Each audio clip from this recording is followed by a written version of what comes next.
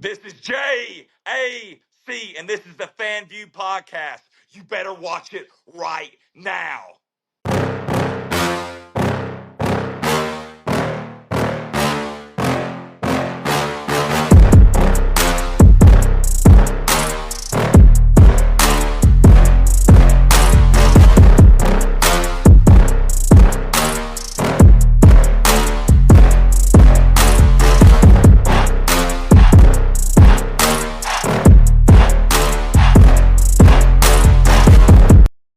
What's going on, everybody? Welcome back to another episode of the Fans View Podcast. On today's show, we're talking to a rising force in the world of professional wrestling, J.A.C. Alexander Carter, better known as J.A.C. He's known for his high energy, his intense ring style, and his undeniable connection with the crowd. J.A.C. has been carving his path through the independent scene, and we're going to get to know the man behind all of that. Jesse, how are you doing tonight, brother? I'm good, man. I can't complain. I had like a very lazy day at the house today. We just finished up at AML yesterday, and I've been kind of feeling that match. So I took off from work and I just laid around at the house. It's been pretty nice. Hey, I love that. I'm just coming back from a weekend lake vacation, so I feel you on the laziness. Oh, hell yeah. I've been getting the honeydew list done all day, though. I know Yeah. you know how that feels. Yeah, I do. For the fans that might be seeing you for the first time here on the Fans View, who is J.A.C. Alexander Carter, both in the ring and out of it? He's just a hard worker that's been doing amateur wrestling and combat sports his entire life and just transitioned into pro wrestling. He has always been looked down upon at points in his career and now is finally getting the recognition that he probably deserves just a little bit from just the work I've been putting in for a long time. And I don't know. It's weird because it's answering questions like that. You try to be humble and not sound like a dick, you know. But I don't know. No, I love that. I love that honesty, man. How much, because I've seen some of your work, and we're going to kind of get into that hard-hitting, hardcore style a little bit later. How much of J.A.C. is you just turned up to 100, and how much of that is kind of a performance that you got to put on? I think definitely at the beginning, I got kind of lost a little bit in the character. I think now that I've gotten married and I'm getting older, like the character's not as much me anymore. But like it's pretty much me when if I have a couple of beers in my system and I'm playing cornhole. That's like the best way I could describe my character. As crazy as that sounds. Dude, I love that. I love that so much. Um, let's go back to the beginning. Obviously you've been in this business for a hot minute now, but what first drew you into the world of professional wrestling? Yeah, I've watched it ever since I was a kid, like most people have. But I was 2021. I was still fighting MMA, and I had done like a 55-pound weight cut, and I got pancreatitis. And the girl I was dating at the time, her sister's boyfriend was a wrestler. His name was Mason Matthews, and he was training at the AML Pro Wrestling Training Center. And while I was in the hospital, I called my MMA coach, who I've known like my whole life, and I said, "I'm done. I can't do it no more. I'm done cutting weight. I just don't want to do it no more. I've always wanted to try pro wrestling, so I'm gonna start gaining weight, and I'm gonna give this thing my all." And so that's just exactly what I did, and I have not looked back since. When did you fall in love with professional wrestling? It's crazy because my dad was sick with MS when I was a kid. Like I grew up doing amateur wrestling, so that's kind of like frowned upon. So I didn't start watching pro wrestling until I was like 12 or 13. But The Rock had just returned in like 2011. My dad was not smiling a lot during that time period, but I walked in the room and he had the biggest smile on his face when The Rock returned. And that moment, it hooked me because like it made my dad feel that type of way. And then as I got invested in like the different storylines and everything that WWE was doing during that time period, like I just fell in love with it, and I've loved it since then. That's fantastic. You had to love professional wrestling to get in at that point, because that's a different time in the business for sure. Brother. Gosh. Oh, it was rough, man. It was rough. So obviously, like you kind of alluded to the fact that you were doing MMA, you were, an accomplished amateur wrestler. How do you think that kind of helped you in your professional wrestling career, your background in those two sports? I think in the beginning I relied on it a lot, especially now with my hard hitting style. Like I rely on it even more than I used to. But it's just the small stuff like chain wrestling and stuff like that. Obviously, I'm naturally really good at it because I've done it my whole life. And then just being a natural athlete, like I think it helps out tremendously. And obviously having the work ethic, because amateur wrestling, in my opinion, is the hardest sport in the world.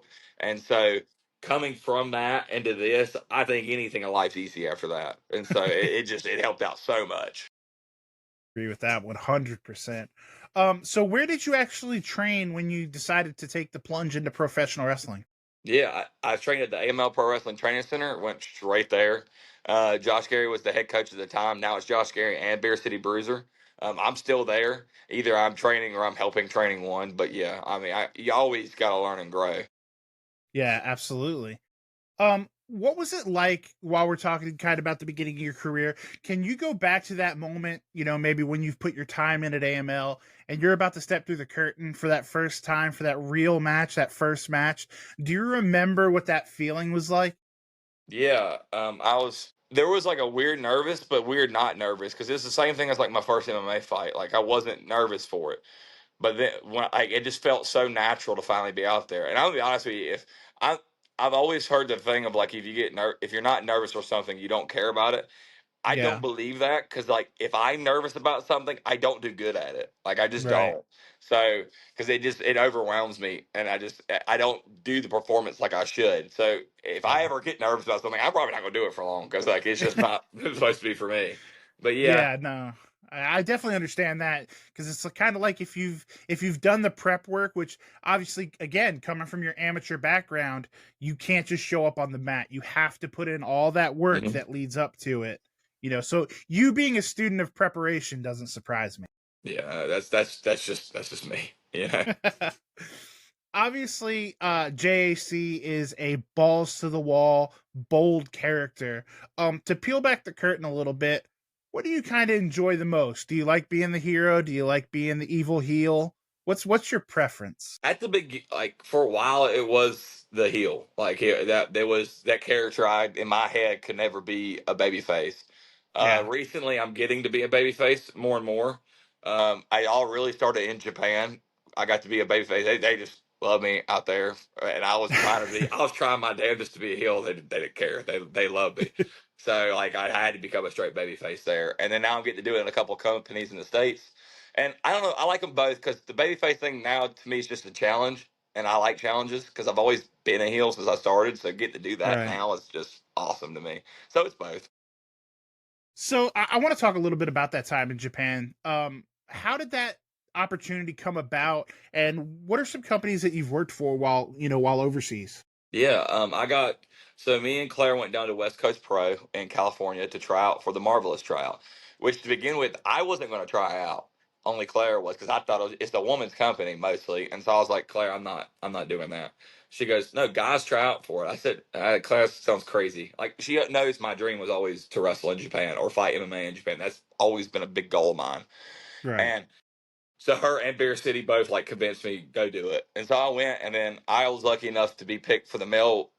I won on the male end, and they it was all paid for. I got flown out for 3 months at the Marvelous Dojo. I got to work side by side with Shigusa Nagayo, which in my opinion is the greatest female wrestler of all time. If you ever get the chance to watch her matches and you haven't, you really should. She's just different. And so I worked with Marvelous the most because that was the company I was with. But I got to work with Pro Wrestling Noah, and I also got to work with one other company. I'm trying to think of the name. It was a very like it was a one off. It was fun. I hate that I don't know the name right now, but We're just gonna they'll dub kill. it over Yeah, afterwards. So the moral of that story is your wife was right. yeah, yeah. She's always right. I'm always wrong. Oh, oh man, you are such a professional married man. I love that so much. um, every wrestler has that dream match scenario. The ideal opponent, the ideal promotion, maybe or venue. What does that look like for you?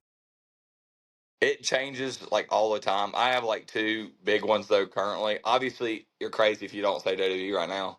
But Obviously, Gunther, I think me and Gunther would just tear the house down. That's something I'm dying to do. Uh, and then Gabe Kidd in New Japan. I think that just the promos and the build up for that, then we could just have the most hard hitting match of all time. It'd be fantastic. So yeah, it's between those two for sure. I love that. Is Hey, so you. Yeah, watching this right now. I see you. If you're enjoying what you're watching, I've got one quick favor to ask, and it only takes a second, costs you nothing, and makes a huge difference. If you could go ahead and hit that like button, maybe drop a comment. If you haven't already, make sure you're subscribed. Doesn't seem like much, but for small creators, it's everything. So let's help more people find this channel and keep the content coming. And honestly, I'm pretty sure the podcast will be really grateful. So if you're having fun, you like what you see, make it official, click those buttons, and the Fans View podcast, we'll see you next time. is going back to Japan something that's high up on the bucket list? Obviously, Yeah, it's hard to make it work logistically with shoot jobs, and you have a wife and you have responsibilities. But obviously, your love for pro wrestling, it can't be overstated. Is Japan something that's still on the yeah. bucket No, list that you I want to? am going back at some point this year. We're just still trying to iron out the details. But me Okay, and it'll be announced, but Claire will be going too. So like awesome. I am pumped. Like and then hopefully after that we can do like a long tour because I that's my favorite place in the world. I love that. I love that. Um, what's something about the wrestling world? Obviously, you've been all over the place, so you're a perfect guy to answer this. What's something about the wrestling world that maybe fans don't either they don't see or maybe they just don't appreciate it the way that you feel they should? I think fans should just sit back sometimes and just enjoy what they're watching and let it happen. Because as human beings, we're critical of everything. And instead of like sitting back and like watching, maybe we got like a year long story we're trying to do, and you're gonna sit there and you're gonna criticize it when we're only like 1/4 of the way in there. Like you have your right to your opinion, don't get me wrong, but like maybe just sit back. Like, we're getting to what you want. Just let us get there. Like relax. I mean, we're in the age of like Instagram and social media and everything like that. Everybody wants stuff now. But Yeah, sometimes it's the best. Like you would not have got the great Cody Rhodes win, the pop for that, if you weren't patient the year before when he lost. And that's like always gonna be my point too, because that's my favorite WrestleMania now. So it's yeah. like you can just be patient. Yeah, that's the biggest Agreed. thing. Agreed. It's the instant gratification that we're just have hammered into our brains these days. Yeah. Um and to kind of piggyback off that a little bit, as far as fans kind of just like taking a step back and relax a little, how do you balance that grind of professional wrestling, especially at the independent level? How do you take care of not only your physical health, but more importantly, your mental health when, you and Claire are making those 8 and 10 hour drives to work, an independent show? I would say we handling it about now a lot better than we used to. The biggest thing is we have to during the week take time to do dates and stuff like that, especially because we're Yeah. married. Because Yeah. that can really like affect a marriage quick if all you ever are doing together is work. Because we work 12 to 13 hours in our shoot job, then we have to go work out, then we go to wrestling training just to go on the weekends and be in a different show 3 days, 4 days a week. So Yeah. it's just you have to find those small times that to spend time with the people you love and care about. You just got to be the superhero because like it's a grind, but like I think it's worth it. It's my favorite thing in the world to do. You know, Yeah, absolutely. And here's where we're going to really get you put over strong in the house. What is the best part of being married to a professional wrestler? her driving. Someone, so I've dated because I met her when she was like her first year, but I had already been in wrestling for about a year at that point. I had dated a couple people during that time period before her, and I'm gonna be honest with you, they just don't get it. They don't understand the Yes. time and the commitment it takes, and she does. She understands everything because she's doing it with me. Plus, like she's at a lot of shows with me too, so I'm always with her, and we work the same job together. So if there's ever that feeling of like loneliness, never that. There's just times we probably want to be away from each other because we're around each other for too long. That'd be like the Absolutely. only thing. But yeah, that's it. Absolutely. Something fun I love to ask guests is about fan interaction. Obviously, again, you've worked all over, whether it be positive, negative, or just batshit crazy. Because obviously, you work in the Carolinas a lot, and the Carolina wrestling fans, be it South or North, they're interesting from time to time. Do you have any fan interactions that just kind of really stick out in your head? It's always the old like grandmas. Like they'll heckle the hell out of you. They get so invested into everything. And I love Yes. it, but like they're the easiest one to like yell and get mad. And if you yell at a kid, they're madder than anything in the world. So yeah, they're the best. So I love that. I see that all the time when I'm like shooting a wrestling show or whatever. Like, you're not kidding. Those old ladies, they get in it, boy. And you can't do I anything about it. I had one try to like smack me one time, like try to jump in the car Yeah. to smack me. I'm like, lady, calm down. Nah, no gas, no brakes, all gas, no Yeah. brakes. When you're not wrestling, obviously this is the Fans View podcast, so I have to pose the question: what are you a fan of away from the business? I'm big like I'm a movie nerd. So like I want to go see that new God, I don't even know what it's called. Some like horror vampire movie that's out right now that I want to see, and then I'm going to go see Thunderbolts this week too. So I'm gonna be at the theater twice this week. But yeah, that's like my thing. As I love movies, I watched like 3 today. Yeah, I'm just anything too. Like I like serious movies. I like because I just got done watching Magazine Dreams, which that was incredible character study. So like you get me into any movie, I'll sit down and just watch it, bad, good, and I'm a hypocrite 'cause then I critique the hell out of those. So That's all right, folks. Do as he says, not as he does. That's okay. exactly. One of the most important questions I think I could ask that I love to pose to every guest is, what does the term success mean to you? And that can be wrestling related or more so just life related. What do you deem success? So for some people, I think success is like money or like a certain thing. It's not ever been that way for me. Mine is just that mental clarity of knowing I did everything I ever wanted to do and everything to my best ability. Um, Obviously, I have goals, and so far I've accomplished a lot of those goals. But I have more goals, and I think if I accomplish at least 10 more of them, like that's success to me. But the biggest success to me in wrestling is walking down and either a Wrestle Kingdom or WrestleMania. Like that's like the 2 biggest goals I have because I've got to do Kirk and Hall and stuff like that now. So like now I'm looking at those because that's huge to me. Yeah, I love that. So here at the Fans View podcast, I love to do this segment called the Fan's Eye View. Basically, I'm going to find a picture of you somewhere on the internet, or I'm going to peruse your Instagram, and I'm going to get you to tell me the story behind it. Yours might be the most intense photo I've ever asked Oh, about. So I definitely want to hear the story behind it. It's not the greatest quality. It's a little grainy, but you get the general idea. What is going on here? yeah. So this past year back in January, AML did War Games, and just before this picture, I probably got hit with that thing in the stomach and in the back like 3 times, and my back was all bloody and my stomach was cut up to hell. But yeah, I'm just digging that thing into Billy Brash's skull as much as I physically can because like I'm trying to win, I can't lose. So yeah, that's exactly what's going on there. Then later in that match, I will try to do a superplex to Beer City on a table that does not break, and I will be hurt for a good bit after that and start having to go to the chiropractor because of that match. So yeah. That I've noticed looking through some of your work and looking through your Instagram, like you have had a lot of experience with those hardcore borderline death match, style matches. Is that something that you enjoy, or is that just something when the money's right, let's do it? I enjoy them, like weirdly. I don't like that I enjoy them so much. I've never had to do a straight up just no. I have done a death match. That's a lie.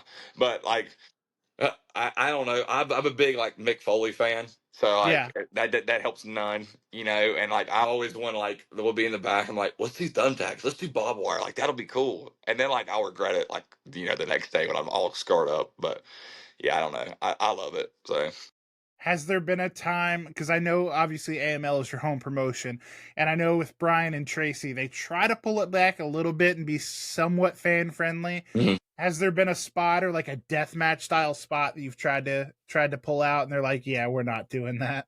they've been pretty like yes on everything. Like I brought a table that was wrapped in barbed wire for we did a dog collar match against the Dawsons. And I brought a table that just wrapped in barbed wire. I said, "Hey, I'm a superplex Zane, or he can superplex me through it one. Is that Either cool?" way. Brian's like, I guess.